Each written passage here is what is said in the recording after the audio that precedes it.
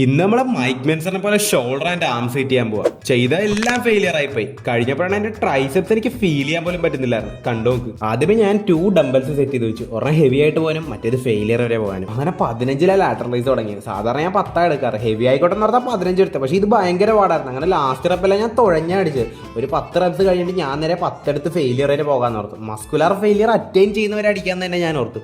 Last full reps ഒന്നും കിട്ടുന്നില്ലായിരുന്നു.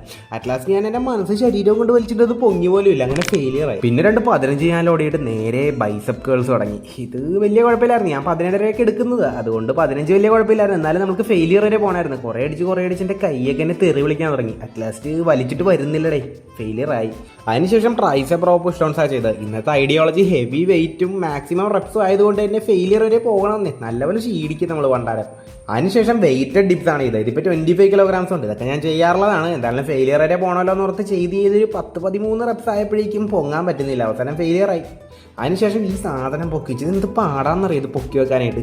എന്തായാലും അതായിട്ട് ട്രൈസെപ്പ് പ്രസ് ഡൗൺസാണ് ചെയ്തത്. Press downs, push downs, press downs confused ആവും. എന്തായാലും ഞാനതിൽ വെയിറ്റ് എത്ര കൂട്ടാൻ പറഞ്ഞു. അതുകൊണ്ട് തന്നെ കുറേ അടിക്കേണ്ടി വന്നു ഫെയിലിയർ ആവാനായിട്ട്. എന്തായാലും അടിച്ചടിച്ച് ഫെയിലിയർ ആയി. അതുകൊണ്ട് ഞാൻ ഹാപ്പി ആയി. ഇതായിരുന്നു എന്താ കൈയുടെ അവസ്ഥ. എല്ലാം ഒറ്റ സെറ്റുകളെങ്കിലും കൈയെല്ലാം നല്ലപോലെ പിടിച്ചു. പക്ഷേ ലളിതവും സുന്ദരമായിട്ട് പെട്ടെന്ന് കഴിയുകയും ചെയ്തു. ഹാപ്പി.